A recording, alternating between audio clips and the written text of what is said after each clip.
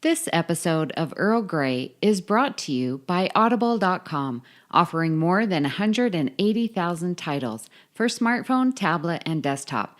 To get a free audiobook of your choice and help Trek FM at the same time, visit audibletrial.com/trekfm. And also by Enterprise in Space, an international program of the nonprofit National Space Society. Find out how you can help science and education and become a virtual crew member aboard the NSS Enterprise Orbiter by visiting enterpriseinspace.org. Hi, this is James Conway, and I directed 18 episodes of Star Trek from Star Trek Next Generation all the way through Enterprise, and you're listening to Trek FM.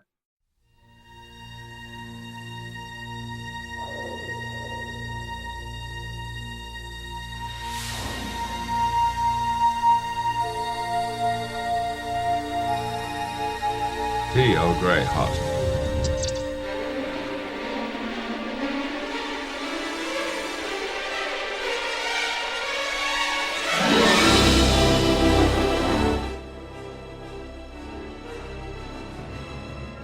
Welcome to another cup of Earl Grey, Trek FM's dedicated podcast to the next generation. I'm your host, Justin Ozer, and join with me today are the amazing Amy Nelson and the incredible Richard Marquez. Amy, how are you doing today? I'm doing pretty well. Thank you. It's nice to be back and talking Next Generation. Yeah. Richard, how are you doing today? Good. Yeah, good. Excellent.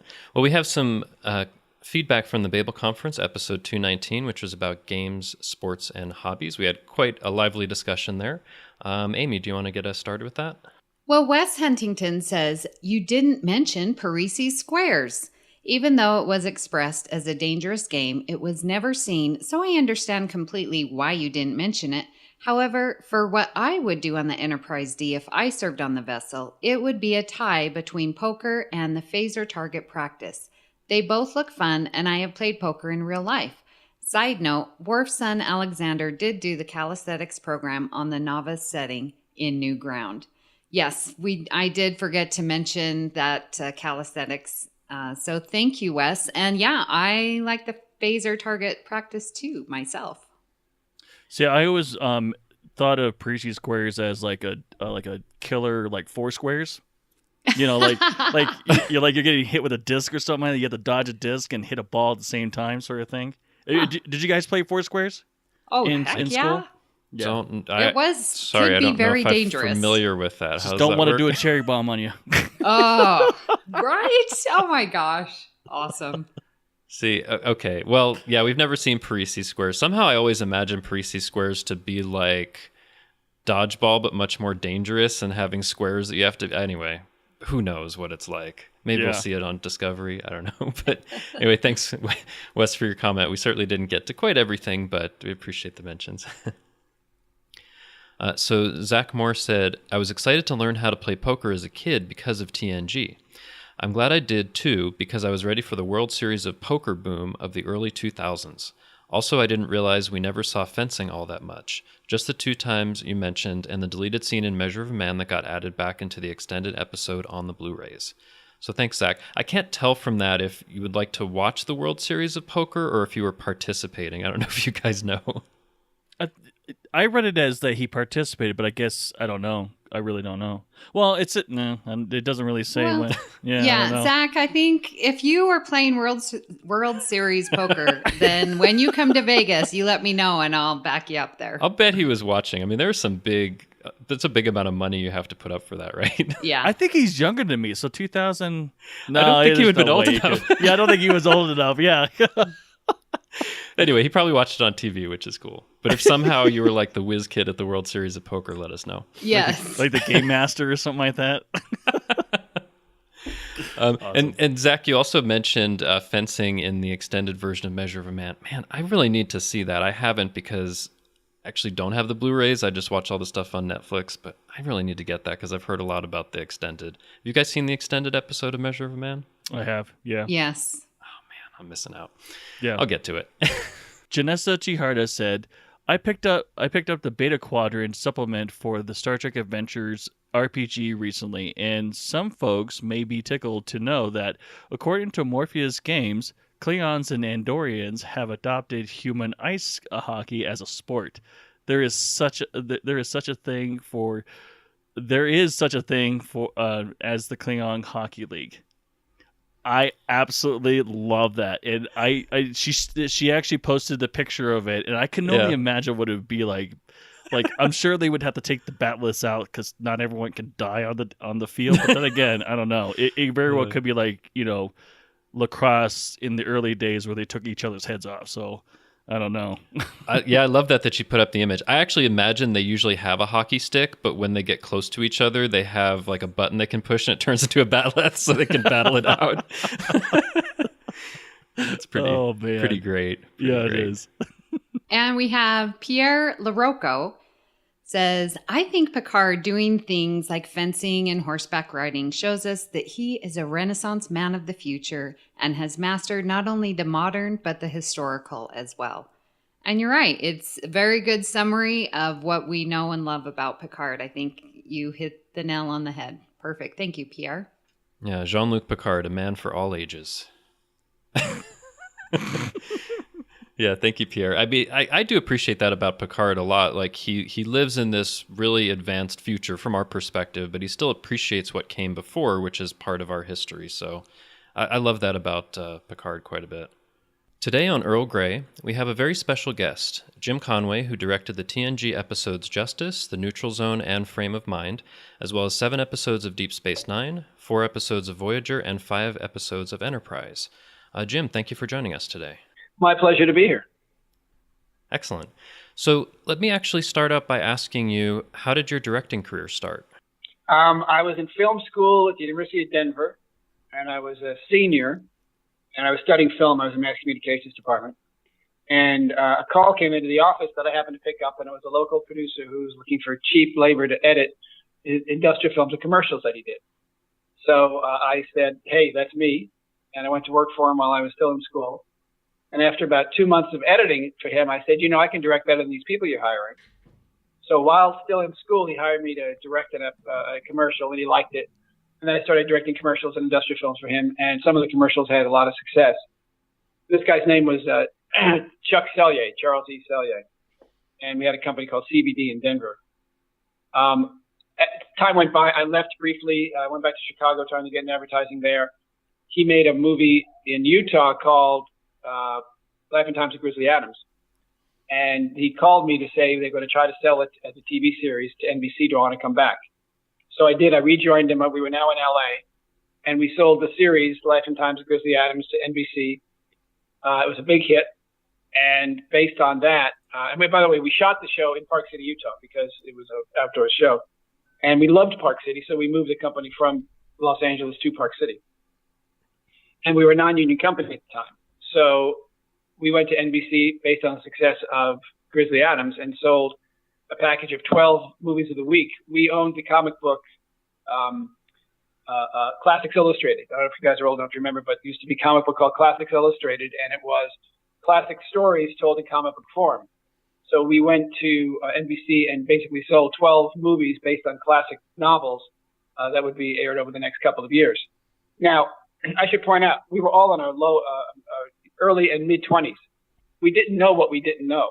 So we just went off and did it. We did Last of the Mohicans, and we did The Time Machine, and we did Huckleberry Finn, and then we did The Greatest Heroes of the Bible. And we just started, let's do this one. We'd research it. We'd study a lot of old films, and we put it together and make it. And it was an amazing experience in terms of teaching me and everybody around us. We had 2 full-time crews, how to make movies on the fly, and it was just a great training ground. Many of the people who were with me there in Utah have gone on to great careers here in Hollywood. So that was basically the start. I was lucky enough to pick up the phone when I was in college, and Chuck and I hit it off, and the great success came from there. Wow, that's amazing. I guess the moral of the story, if the phone rings, pick it up.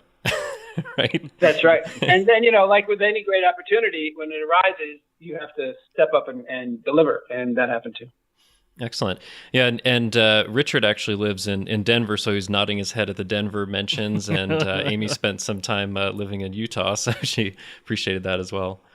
I still have a house in Colorado, not in Denver, but there's a little town called Westcliff, Colorado, which is about an hour and a half from Colorado Springs in the Sangre de Cristos. And we have a summer place there. My wife and her family started this like 40 years ago. So we go there every summer, and it's I love Colorado. I still spend a lot of time there. That's a beautiful part of this of the state. Absolutely beautiful.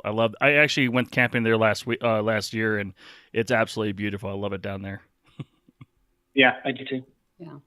Well, John, I'm interested. Were you a Star Trek fan when you started directing Next Generation, or was this just something out of the blue that you hadn't heard of? No, I was a huge Star Trek fan. I watched it as a kid when it was first on. And then when I was in college, it was on every afternoon. So my classes were always over, and I'd come back to the frat house, and we'd watch it there'd be 30 of us in the basement of the frat house watching the one TV, and we'd watch Star Trek every afternoon. So I was a huge fan. And when I left Sun Classic, which is what we were when we did all the Grizzly Adams stuff, I came to Hollywood, and I went to work for Aaron Spelling. And I did a show called Matt Houston.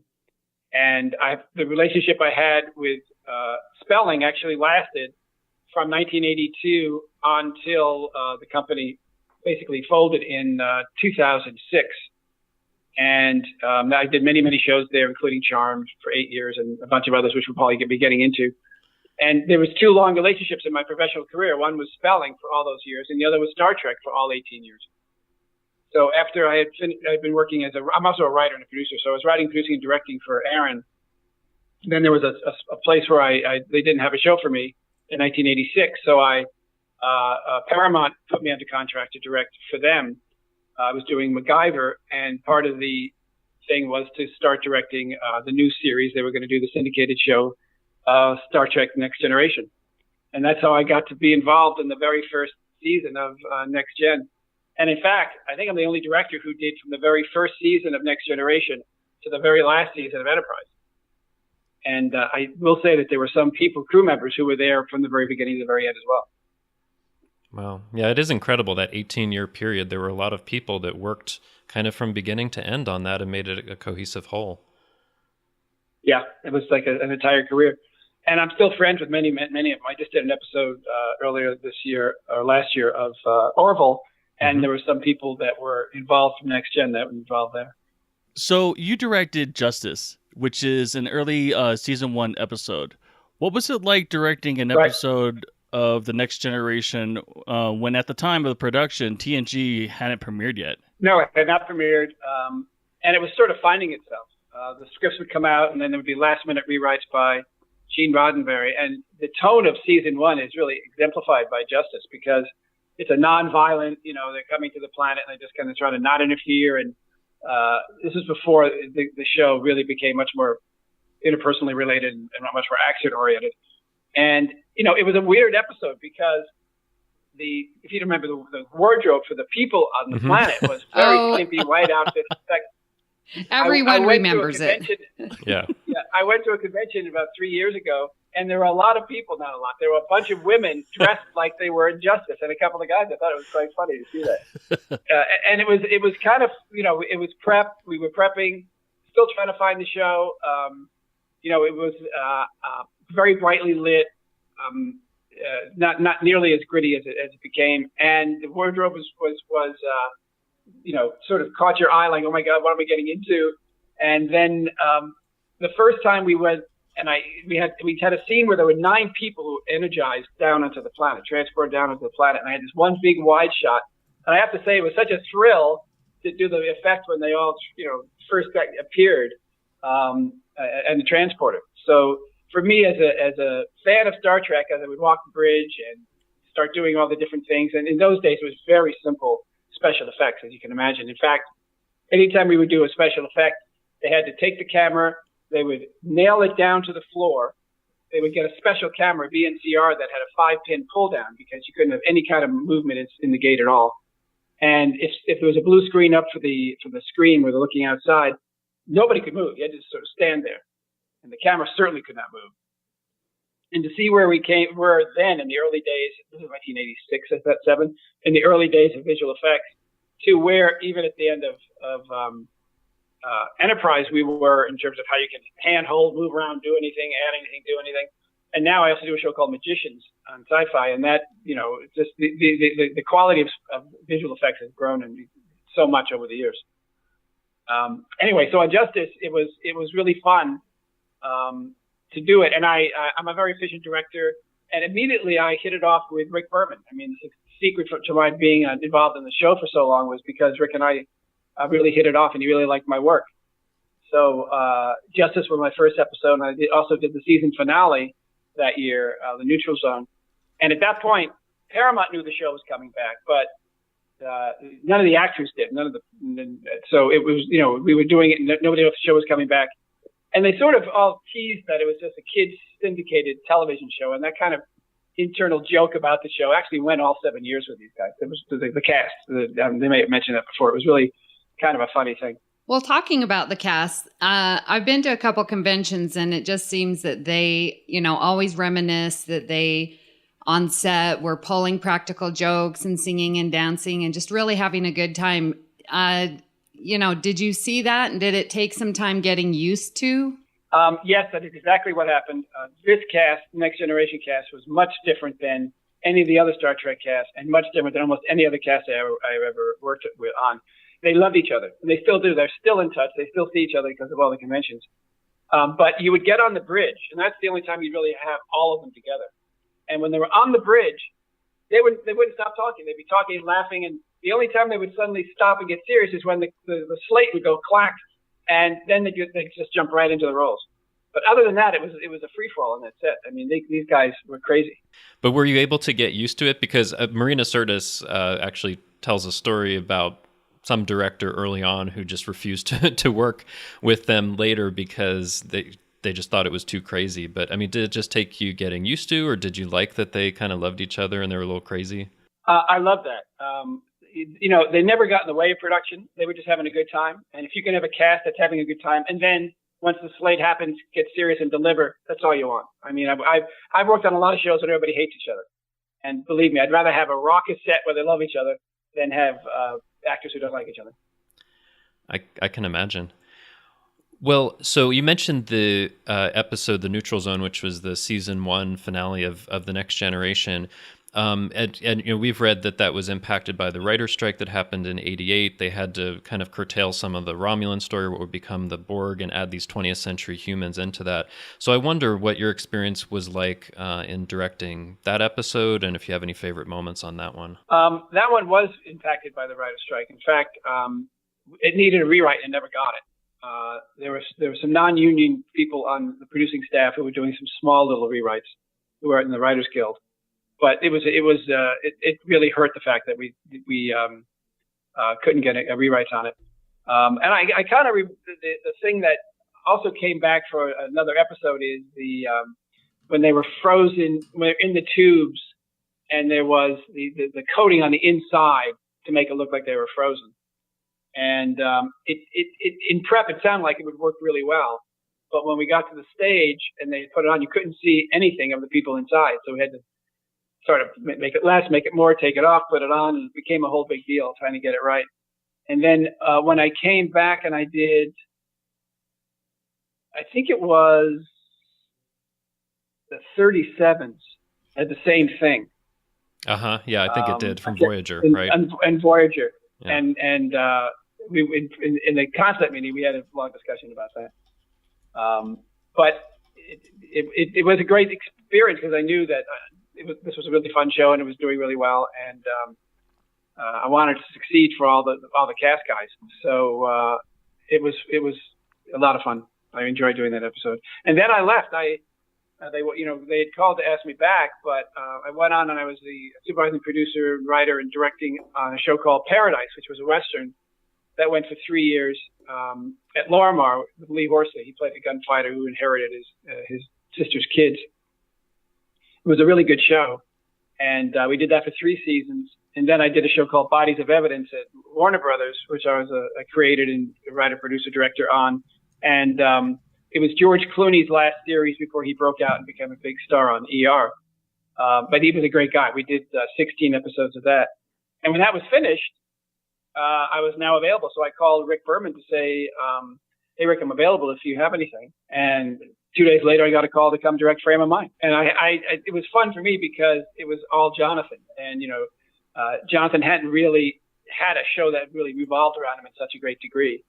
And he and I got along very well. So it was a terrific experience for me and for him doing that show. Yeah, I mean, in looking in the Star Trek episodes that you directed, I did notice there was that 5-year gap, and you were just busy doing other stuff. So that's great. I mean, it sounds like they wanted you back, but you had other stuff going on for a while. Yeah, and that continued. I then, after Frame of Mind, I started doing some Voyagers in Deep Space Nine, and then people at Spelling called and asked me to be the executive vice president of the studio, and so I then left did that, and I did that for 6 years. But during that time, and both Paramount owned Spelling as well as obviously Star Trek. So in the midst of all that, in 2000, Rick called me to ask if I would direct the Enterprise pilot, and I was available. So they let me go from Spelling to do that, and then after it was finished, I went back to my job at Spelling. Even before that, I did a show called Burke's Law at Spelling, and Rick had called to ask me to direct the Voyager pilot, but I wasn't available. So, and he also called me at the same time to direct the season finale of Next Generation. And that really broke my heart that I wasn't available to do that. So, those were two things that, especially the season finale of Next Generation, that I really, really enjoyed doing. But I was lucky enough that they let me leave from Spelling to do the Enterprise pilot. Besides the fact I loved that script, it was such a thrill for me to do that show. So going back to Frame of Mind, like it's so different. Like it's visually striking. It's dark and moody atmosphere. I mean, compared with Justice in the Neutral Zone, like were you able to give input on those visual effects on the episodes, and why did it change so drastically? Was it just the story or what?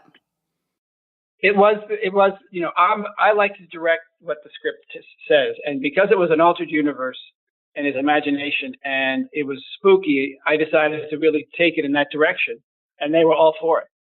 So, that's, and I've directed, as I was saying earlier, almost every genre there is.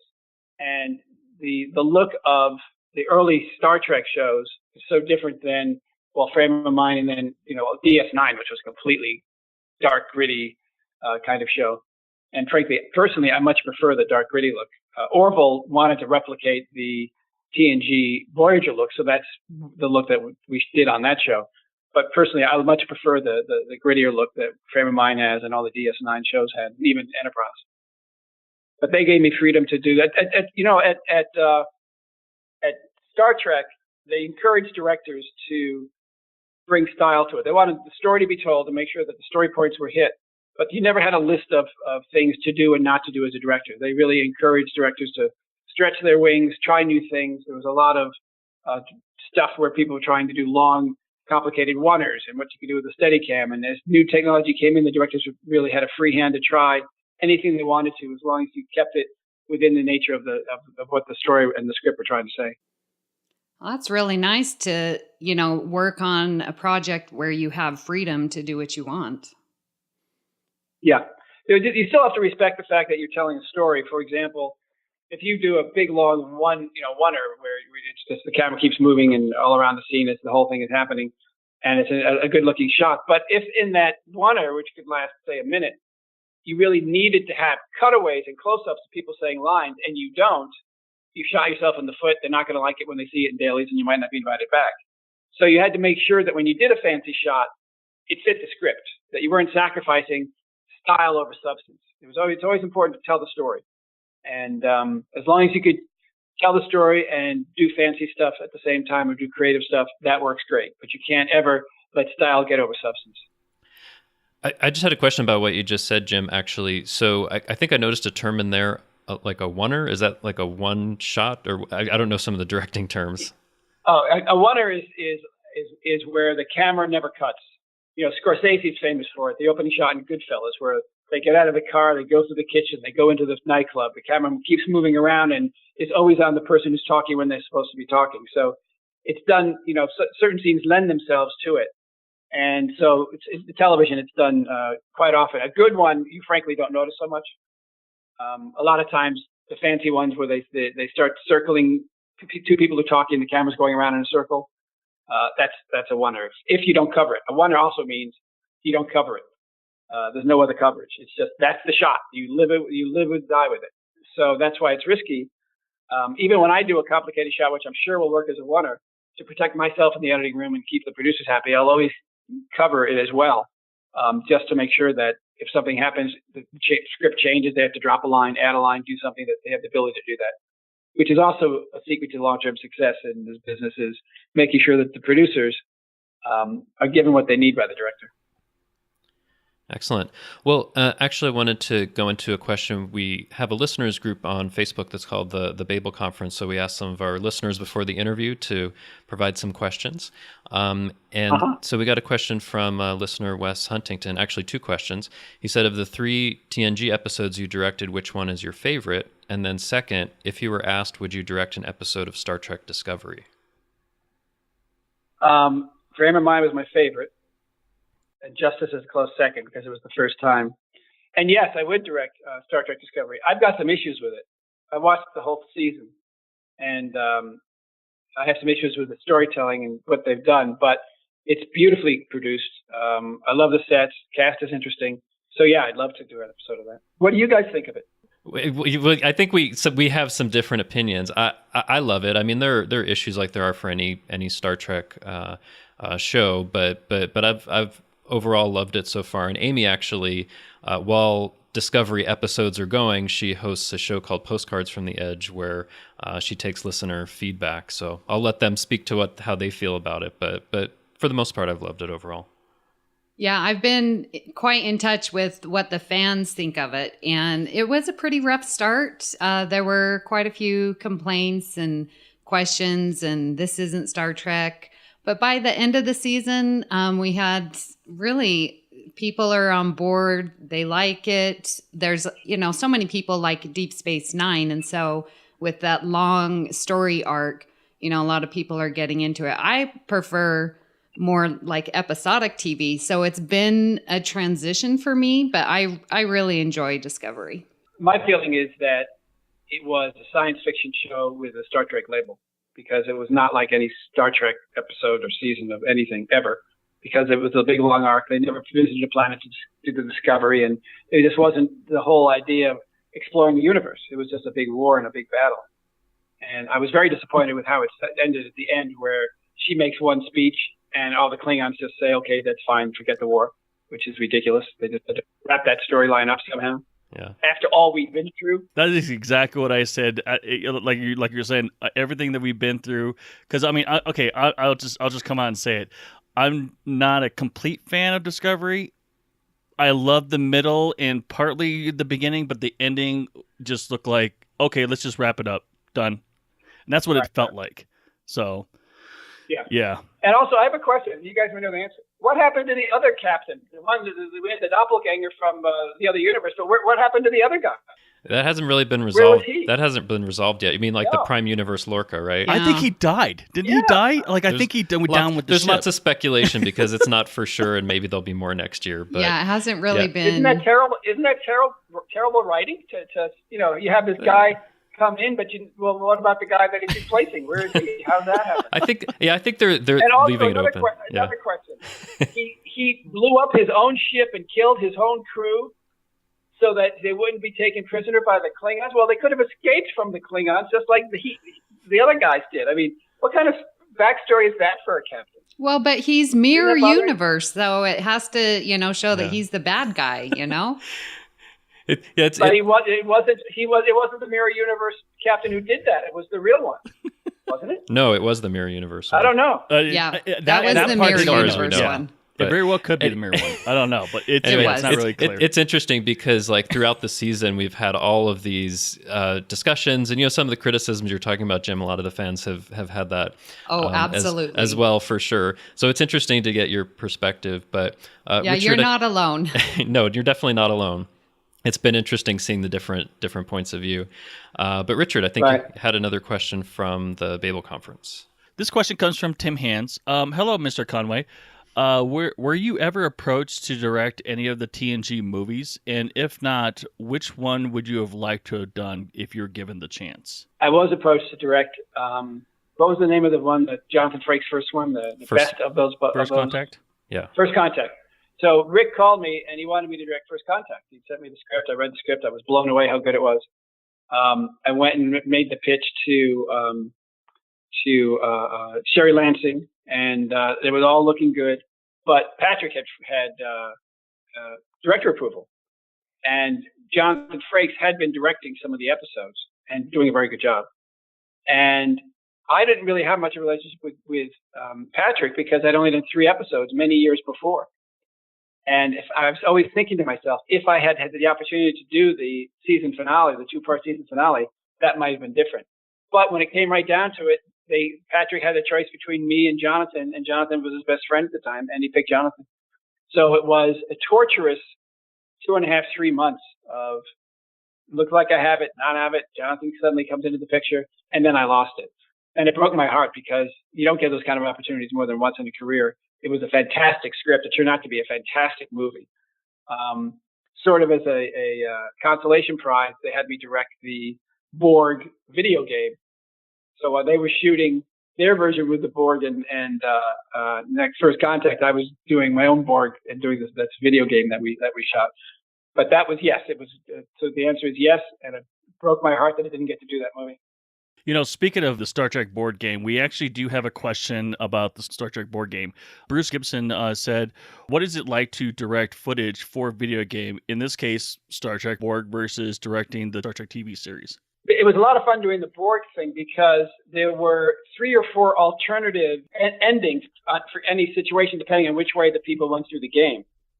So it was a lot of fun to do all of those different versions. You'd shoot at one version, and then we'd shoot the next version, shoot the next version. And it was very complicated. And I think the only one who really understood what we were doing while we were doing it were me and the writer, because there were just so many different paths and variations that we had to cover and make sure that we got shot. So it was different in terms of storytelling. In selling a normal television episode, you're telling one story beat by beat. You're making sure that each of those beats is covered as you're going through that one story. In this game, we were shooting 4 or 5 variations of the same story, and each led to another place, and so you had to keep track of each of the strings of the story so that it still worked all the way through the end. So it was challenging, and it was a lot of fun. Yeah, to sort of preserve that continuity of where they break off and where they go down different paths. Yeah, and also I was working with Q, one of my favorite Star Trek character of all time. So working with blanking on his name, John Delancey. Yeah, John Delancey. Yeah, working with John was just such a delight. I did a DS9 with him, and a Voyager with him, and then I got to do this board game with him. That's a character that I just loved. And he was never in the show enough for me. I wish they could use him more. So, Jim, you directed a number of episodes, as we mentioned, of Deep Space Nine, Voyager, and Enterprise. And actually, I wanted to list them here because I think a number of them are really fan-favorite episodes. For Deep Space Nine, you directed Duet, Necessary Evil, The Way of the Warrior, Little Green Men, Shattered Mirror, For the Cause, and Apocalypse Rising. And for Voyager, you directed the 37s, Persistence of Vision, Death Wish, and Innocence. And then for Enterprise, Broken Bow Parts 1 and 2, Judgment, Damage, and In a Mirror Darkly Part 1. So I know that was a lot of episodes that you worked on other shows besides TNG. But what was it like, directing for those shows? And do you have some favorite moments from those particular experiences? The one Duet, the DS9 was my first DS9, and it was an incredible experience. It was unlike any Star Trek I'd ever done because it was mostly just a two-hander. It was between the 2 characters, and the script had a very bleak turn at the end when he's killed, and it was very interesting subject matter. Now the actor, I'm blanking on his name. I think it's Harris Yulin. Yes, Harris Yulin had to wear a lot of makeup. And he had a lot of these big scenes where he had a lot of dialogue. And it was 3 or 4 hours of makeup every day. So we'd have to get there at 3 a.m, and they start putting on the makeup. And after 2 or 3 days of that, he was unable to remember the lines that he needed. So it was very difficult for us to shoot the scenes, and the script clerk had to help and sort of feed the lines. It's a testament to his skill as an actor. When it's cut together, you do not know that. Oh, no, there was no way I would know that. No, but at the same time, at the end, while we were shooting, he decided that his character shouldn't die, that his character should actually survive and live. And it became a big thing because he said to me, I don't want this guy to die. And then they called the producers in. So I was called to Rick Berman's office. Michael Piller's there with Rick Berman. And they just told me in no uncertain terms, he's dying, tell him to shut up, and that's the way it's going to be. So I went and told him that, and he was fine with it. So there's a lot of drama involved in making of the episode. So while I'm shooting it, I don't know if it's going to cut together properly because of all the feeding of the lines and all of that. And then I get into the editing room, and when I see it put together, I'm just blown away how good it is. The impact of the scenes with the two of them, and then when he's assassinated at the end. And it's such a dark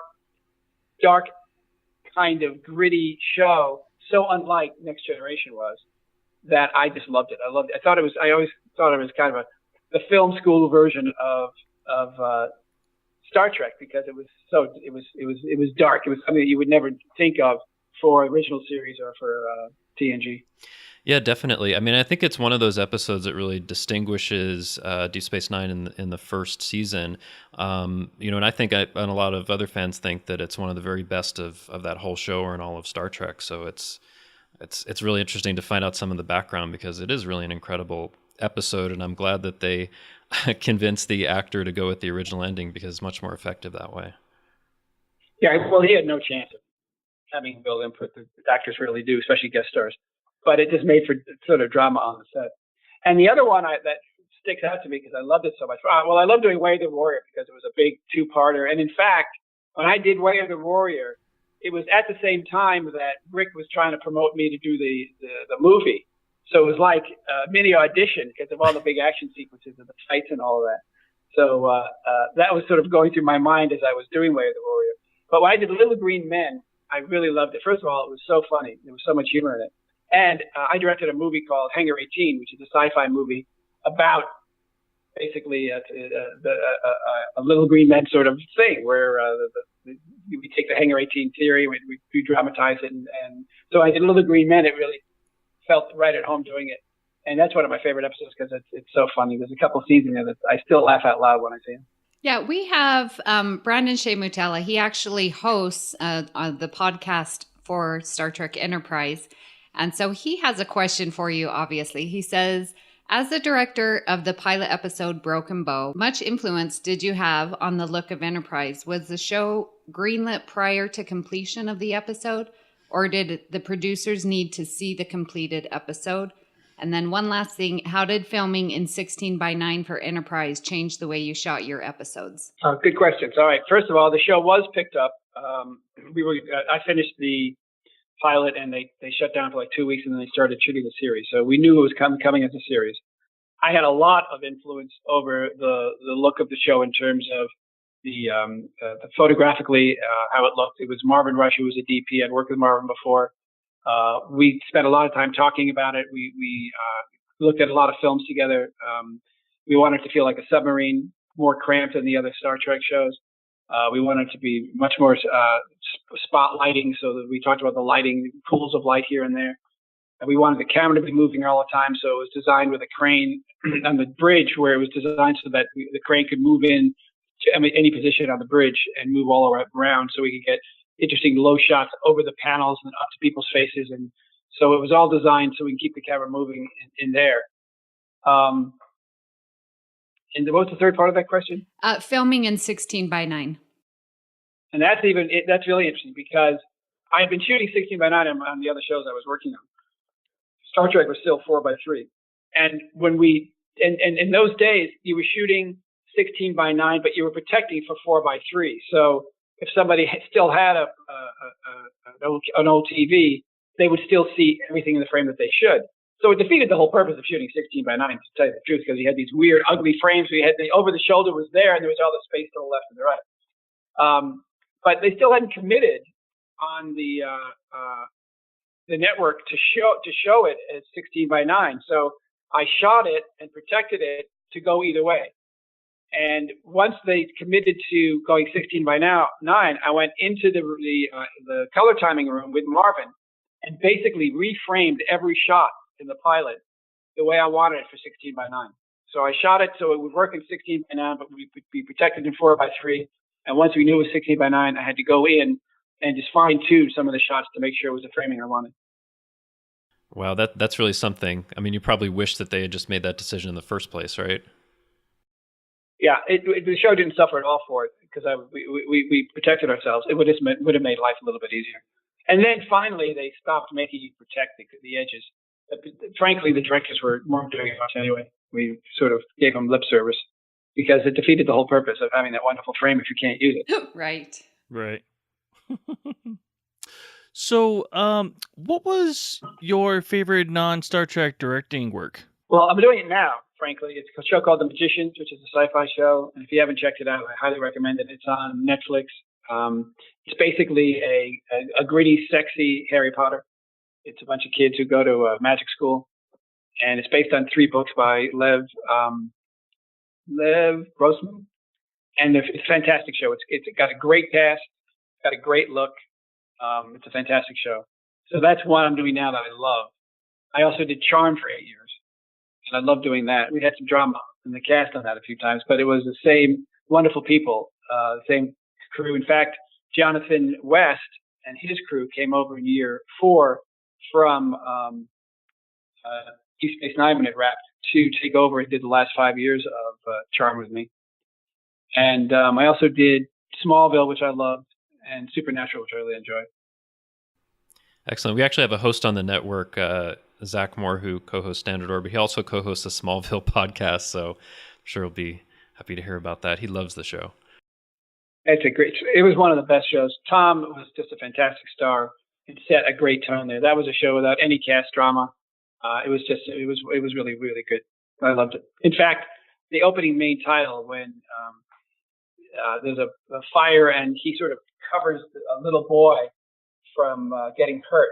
It sticks in my head in my image.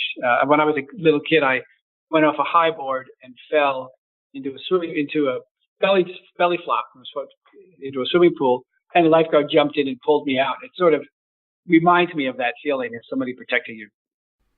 Oh, wow. Excellent. So you had mentioned directing an episode of The Orville, and it's If the Stars Should Appear. I really have enjoyed The Orville, and you'd said that they wanted it more like a Next Gen or Voyager. So can you tell us a little bit about that experience? And was it deja vu going back to, Star Trek roots?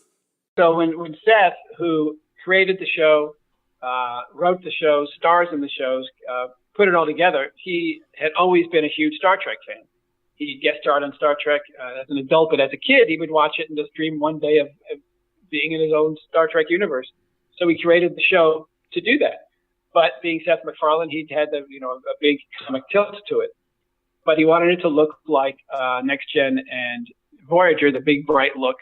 Hired Marvin Rush to be the DP, who did all 3 shows and knew exactly how it should look. Marvin and I had a long working relationship, so that went great. I directed the first episode after the pilot. A lot of the sets hadn't been built for the pilot, so we broke in a lot of the new sets. He put together a great cast, really talented people who I really enjoyed working with. And I really enjoyed the experience. The thing is, before I started, because he was in every show, starring in the show, before I started, they had all 13 episodes written. So I had the advantage of reading all 13 episodes before I started directing, which is unheard of because in most TV shows, they're fighting to get the episode you're going to direct, much less the one ahead of it. And I was very impressed with the scripts because it was a nice blend of Star Trek and Twilight Zone with this goofy sort of characters in there for the humor.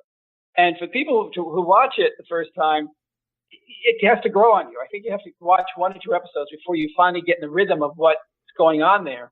But there's really solid work being done by everybody, and the storytelling is great, I think. And the show's successful. I'm very happy it's coming back.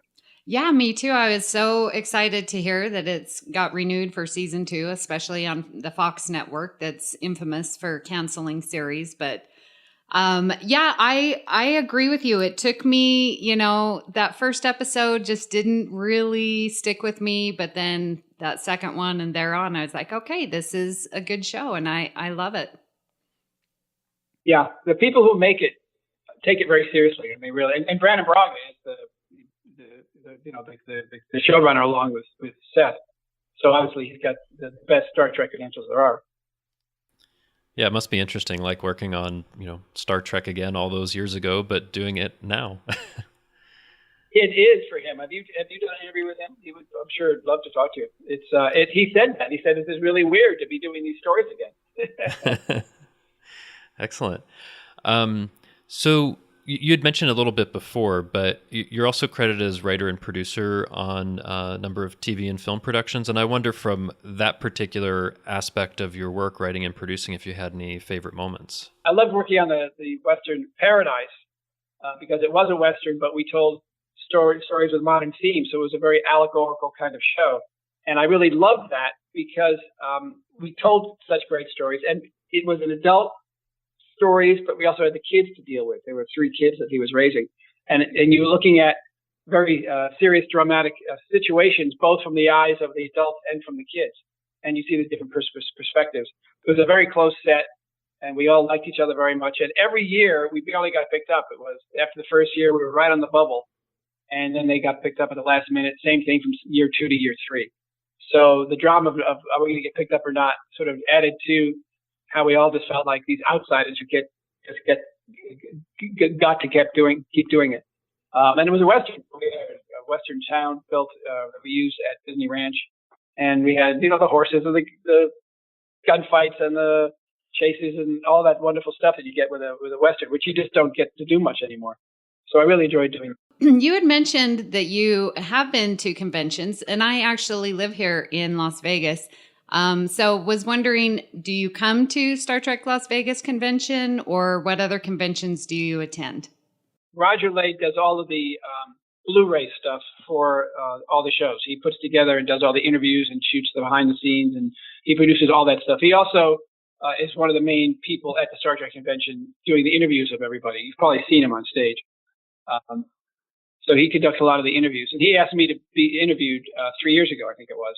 So that was my first one I went to. And I have to say, at first I was a little taken back because I saw all these different people in costumes, which I'd heard about but never seen firsthand, thousands of them. But then you realize that they all love the show so much. And that really made it wonderful. So I had a great experience. I was impressed by seeing all those people. And then I got to see the cast of all the shows. They were all there. So I got to see these actors who I hadn't seen in a long time and spend time with each of them. I went and I made sure I could see them all. So that was a lot of fun. And it was fun being interviewed by Roger. I had a crowd maybe of 300 compared to the 3,000 that go into the big room for everybody. But they were asking specific questions about some of the shows, and some of them remembered them better than I did. And that was a lot of fun. So it was a great experience. I think the convention's a fantastic thing. Do you have any plans for upcoming conventions? I don't have any current plans. I wouldn't mind going back to this Las Vegas one maybe next year, depending on my schedule. Sometimes I'm not available when they happen. But it's wonderful for the actors. And in fact, a lot of the actors besides the Star Trek shows I've worked on now make their living going to conventions. The actors for Charmed, a lot of them travel the world doing conventions that include Charmed, and a few of the Magicians people are now doing them. So the conventions, besides being great for the fans, are great for the actors, because a lot of times actors in these kinds of genre shows, their careers are really held up by their being associated with the shows. The conventions makes up for it because they can at least make a living and stay connected to the fans. So it's good for everybody. So outside of directing, do you have any hobbies, interests, or anything like that? Yes, I'm a photographer, and I travel the world shooting landscapes. And it's something that I did in the 70s that I loved, and I got too busy to do much of it in the 80s and 90s and the 2000s. But now I'm sort of semi-retired from directing. So I'm back to doing a lot of photography, and I do fine art photography and landscape, and I quite enjoy it. I go from passion to passion to passion. So the first thing I did, I wrote 3 Hollywood thrillers that are you can get on Amazon. I think they're out of print in the bookstores, but it's if you look them up on Amazon. The first one is called Dead and Not So Buried. Second one's called In Cold Blonde. Second one's called Sexy Babe, and the third one's called In Cold Blonde. If you go James L. Conway at Amazon and look up Dead and Not So Buried, you'll see them all. And they're really fun. They're a combination of a lot of humor and thriller stuff, but a lot of background Hollywood stuff in there too. So tell us about any current or upcoming work you'd like to let our listeners know about. Well, as I mentioned, I'm doing a show called The Magicians. We just got picked up for season 4. It's a fantastic show. If you haven't seen it, just check it out. You can see it on Netflix. Seasons 1 and 2 are there. Season 3 is still airing on Sci-Fi, so it won't go to Netflix until 2 or 3 months. But it's really a wonderful show. It embodies a lot of great storytelling, great character development, wonderful effects, humor, sexy, dramatic. I can't say enough good things about it. It's called The Magicians. I think everybody would enjoy it. Excellent. And where can listeners find you online? My main website is jameslconway.com, and all the book information is there. And then if you're interested in my directing stuff, I have jameslconwaydirector.com. And my photo stuff is at jameslconway.myportfolio.com. Thanks so much for joining us today for an interview. We really appreciated having you here, and it was great hearing about your experience on Star Trek and other shows and movies. Great. Well, thank you very much. All right. So that was a great interview with director James L. Conway, don't you think, Amy? Yes, I learned so much, and the many opportunities and like his to be directing All Good Things, that blew me away. And then also to be offered to direct First Contact, like that is so huge. He obviously is an installment in Star Trek. It's great to hear that. Yeah, I mean, it was interesting because you think about it, like we love All Good Things, we love First Contact, but if it's a different director, it would have been different some way. How would it have been different? What would we have thought of that? I don't know. You just think of all the possibilities. The what ifs. Because he did direct a lot of great episodes. There's Frame of Mind from TNG. There's Duet and Way of the Warrior from Deep Space Nine. There's Broken Bow and Damage and In a Mirror Darkly. I mean, lots of episodes that people talk about a lot. So it would have been interesting for him to get into a feature film or big finale like All Good Things. Certainly. Yeah, but I mean, I would love to see him what he would think of or how he would envision First Contact. I mean, it's already a great film as is. Could it be any more awesome? We don't know. Maybe it could have been, But what did you think overall of the interview, Richard? I absolutely loved it. I'm glad that I'm not the only one that thinks that way about Discovery. No, I'm just kidding. Right. But I mean, especially a director of all people. But I mean, all kidding aside, it is a good series overall. But regardless, I'm just glad that. But I mean, actually remembering his name and seeing all those great directors that we all the episodes we love, it's just I gotta go back over them and watch them again because I mean I'm sure I think what most directors probably have a similar theme to themselves, and since if he likes I don't know, man. I think there's ones. huge. It's interesting because it can depend on the script. Like there's a huge difference between Justice and In a Mirror Darkly, right? Right. I mean, woo. But that's also that's across 18 years of Star Trek. So what they were going for in 1987 was very different than what they were going for in 2005, or what they were going for in Deep Space Nine was different than Voyager, and so he had to adapt to all of these things. And I think you'll see if you did a rewatch of all the episodes, they feel very different, but there's I don't know, it's kind of interesting. There's a certain cohesiveness, I think, for some of the Deep Space Nine ones, but anyway, and I think that shows his integrity as a director, because he talked about you tell the story first, and so he obviously respects that and respects the story, so that his directing fits where whatever span of those 18 years that he is directing. And I love that he is back on the Orville and, goes back and again, respects the story and is going to do it, more similar to TNG and Voyager. That's awesome. Yeah. It's interesting because he did say he looks at what's there on the page and tries to just help to translate that into the final product that you see. And what's on that page can be, again, like, difference between Justice and Amir Darkly, extremely different scripts and different things they're going for, but he's going to do those in the way that he thinks is most faithful to it, which is really interesting. Mm-hmm. Yeah. I know. I think about, I asked him, I'm like, you've got Justice and then you've got Frame of Mind. And I was telling him before, I was like, I watched Frame of Mind last night right before going to bed. And like, that is intense. Like my dreams were crazy. I had to wake up a couple times. It was just, that was an intense episode. So vastly different than, from what we see with Justice and even the Neutral Zone. Well, Justice was a good episode up until it is a great survived. How you feel. We know Richard. how you feel.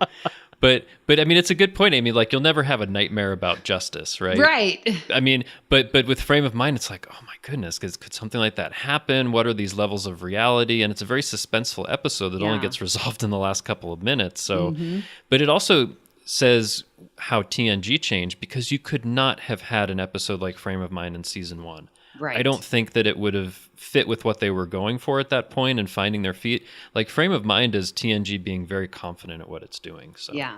Yeah. Well, listeners, we hope that you enjoyed the interview this week with director James L. Conway. And next week, we have another interview for you, this time with Dwight Schultz, who played Lieutenant Barclay on TNG and Voyager. We're very excited about that, aren't we, Amy? We are so excited. I just can't even contain myself. I can't wait. These interviews are so amazing, and I'm just honored to be talking with these great stars.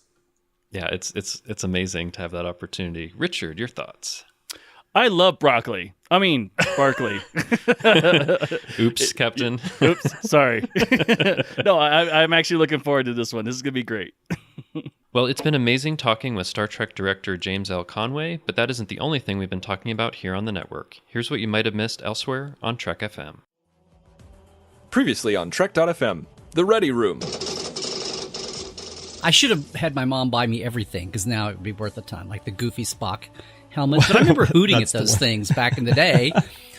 Like, they think we're just stupid. That wasn't in the show. You don't have... A real phaser wouldn't say Star Trek on the side of it.